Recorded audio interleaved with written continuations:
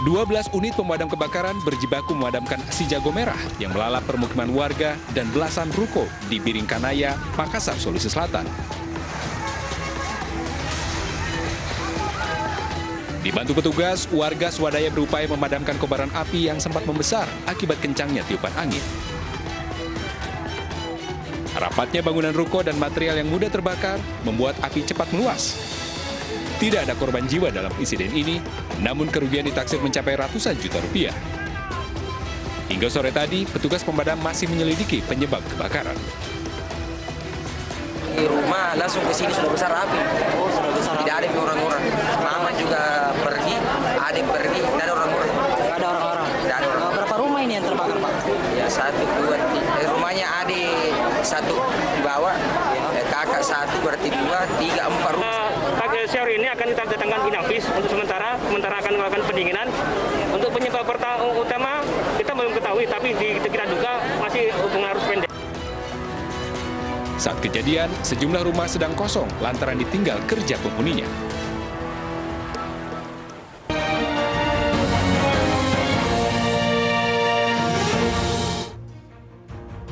Selamat malam, apa kabar pemirsa? Menemani istirahat Anda bersama keluarga, kami hadirkan rangkaian informasi penting yang kami pilihkan dalam iNews Prime. Saya Latif Sregar.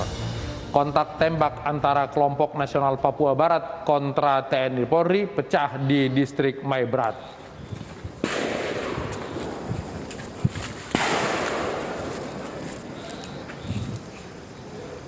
Inilah detik-detik saat tim 3 Unit Rider 762 diserang kelompok nasional Papua Barat saat melewati Kampung Pankahiro. Kelompok separatis sengaja menutup akses jalan aparat keamanan dengan merusak jembatan kayu yang akan dilintasi rombongan. Tidak ada korban jiwa dalam baku tembak ini. Usai mendapat serangan balasan, kelompok nasional Papua Barat kembali melarikan diri ke dalam hutan.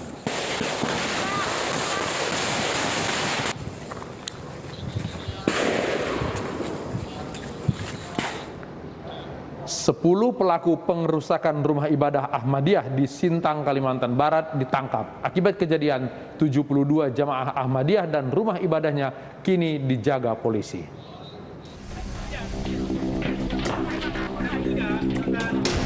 Masa yang mengatasnamakan Aliansi Umat Islam ini mengamuk dan membakar rumah ibadah Ahmadiyah di Sintang, Kalimantan Barat. Sesaat setelah kejadian, kepolisian langsung turun dan menangkap pelaku perusakan. Dari sekitar 100 orang yang terlibat dalam aksi ini, 10 diantaranya telah ditangkap aparat. Atas insiden ini, Sekjen PBNU Helmi Faisal mengecam keras dan berharap pelaku diberi hukuman setimpal.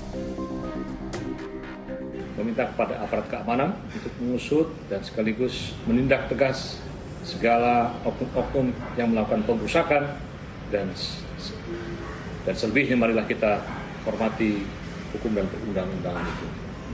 Yang kelima, marilah kita terus jaga persatuan dan kesatuan bangsa. Mari kita terus bergandengan tangan untuk menata Indonesia. Dari 10 orang yang ditangkap, 9 orang telah dijadikan sebagai tersangka. Mereka kini ditahan dan dijerat pasal 170 KUHP tentang perusakan barang secara bersama.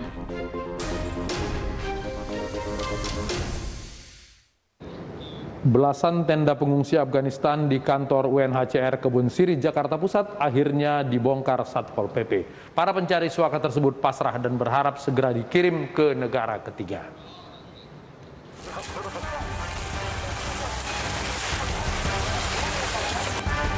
Belasan tenda pengungsi pencari suaka asal Afghanistan di sepanjang trotoar Jalan Kebun Sirih Menteng, Jakarta Pusat dibongkar Satpol PP. Selain dari Afghanistan, para pencari suaka asal Timur Tengah dan benua Afrika ini hanya bisa pasrah melihat tenda mereka dibongkar petugas. Sempat menggelar unjuk rasa, para pengungsi ini berharap dapat segera dikirim ke negara ketiga setelah Indonesia. Kemana nih setelah ini? Kita nggak ada Roma, mungkin kita tanggal di depan atau tapi di pinggir jalan kita nggak ada Roma. Jadi tetap akan bertahan juga di sini, ya. Meski nggak ada tenda. Ya, kalau kita nggak ada tenda, nggak ada apapun, masih mau di pinggir jalan karena kita nggak ada Roma. Di sini sekitar 30 dari 25 sampai 30. Selain melanggar ketertiban umum, keberadaan tenda-tenda darurat di atas saluran air dan bahu jalan juga telah mempersempit ruas jalan.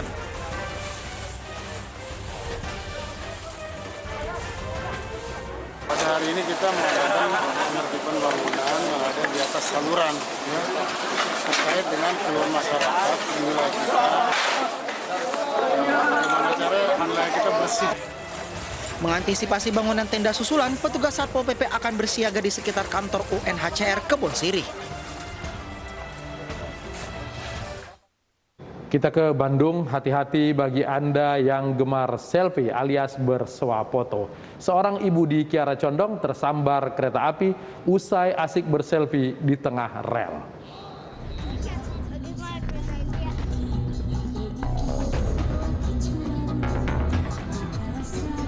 Inilah video amatir warga yang merekam sekelompok ibu-ibu yang tengah asik berselfie di tengah rel kereta.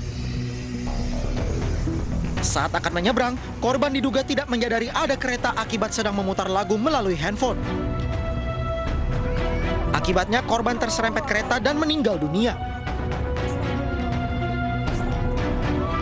Karena musik terlalu keras, para warga udah berteriak ke si ibu, awas ada kereta jadi nggak kedengar gitu.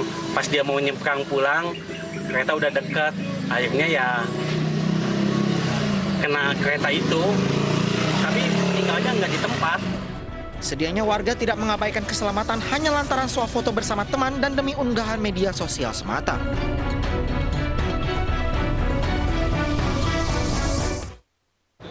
Kuasa hukum KD alias Kartika Damayanti melaporkan orang tua Ayu Ting Ting ke Polda Jawa Timur. KD keberatan alamatnya disebarkan orang tua Ayu Ting Ting di media sosial.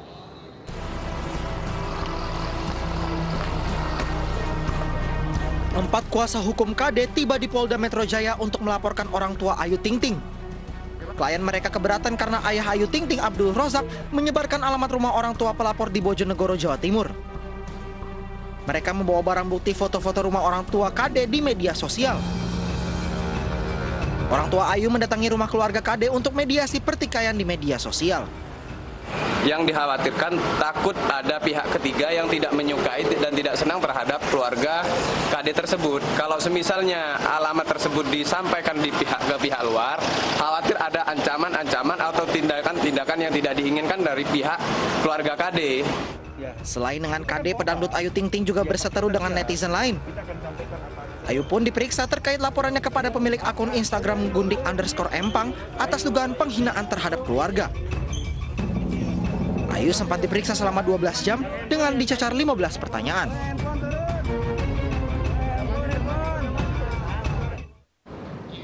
Beroperasi hingga dini hari dan menyebabkan kerumunan, Holy Wings hanya disegel 3 hari tanpa denda. Informasi tersebut terangkai dalam 5 berita pilihan hari ini.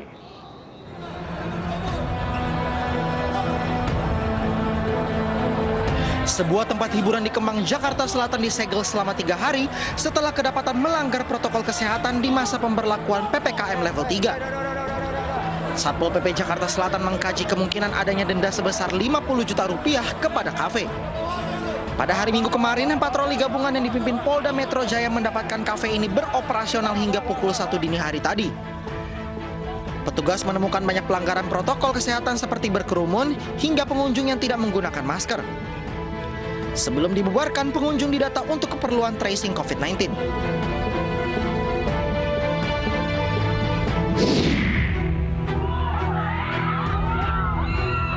Inilah detik-detik longsor susulan yang menimbun Ardinal, 49 tahun, seorang penggali pasir dan sebuah truk pengangkut pasir di lokasi pengambilan tanah perbukitan Jorongkoto Gadang, Kabupaten Agam, Sumatera Barat. Longsor ini merupakan longsoran kedua dengan volume lebih besar. Warga yang sedang berupaya mengevakuasi korban secara manual berlarian menyelamatkan diri. Tingginya material longsoran yang menimbun korban membuat upaya evakuasi secara manual terkendala. Korban berhasil dievakuasi setelah alat berat mini milik perusahaan sawit di sekitar lokasi didatangkan.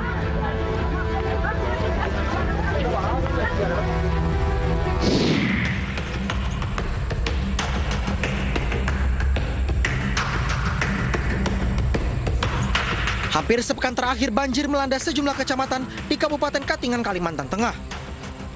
Banjir terparah mencapai ketinggian 2 meter, bahkan nyaris menenggelamkan rumah-rumah warga.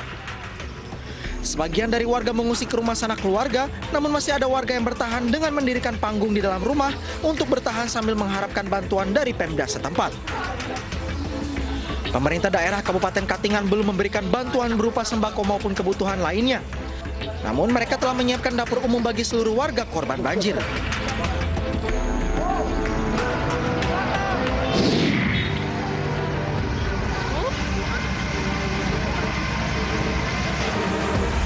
Sebuah warung makan di kota Parepare, Sulawesi Selatan habis dilahap api. Diduga kebakaran terjadi akibat korsleting arus listrik. Bangunan semi permanen membuat api cepat membesar dan melahap seluruh isi rumah. Beberapa karyawan warung makan juga mencoba masuk untuk menyelamatkan barang berharga mereka, namun ditahan oleh petugas. 5 unit mobil pemadam kebakaran dan 1 unit mobil milik perusahaan air minum dikerahkan untuk memadamkan api. Setelah 1 jam, api berhasil dipadamkan.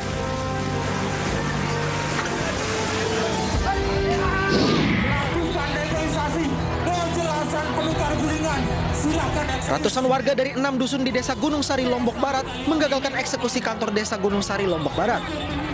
Mereka menghadang alat berat hingga akhirnya ditarik mundur eksekutor. Situasi sempat memanas antara warga dengan petugas yang akan mengeksekusi. Warga menolak eksekusi ini karena merasa hak-hak mereka tidak dipenuhi. Eksekusi lahan kantor desa dinilai warga tidak berkeadilan karena lahan yang berdiri di atasnya, yaitu kantor Desa Gunung Sari, telah dilakukan tukar guling antara pihak Haji Zuli CS dengan pemerintah Desa Gunung Sari.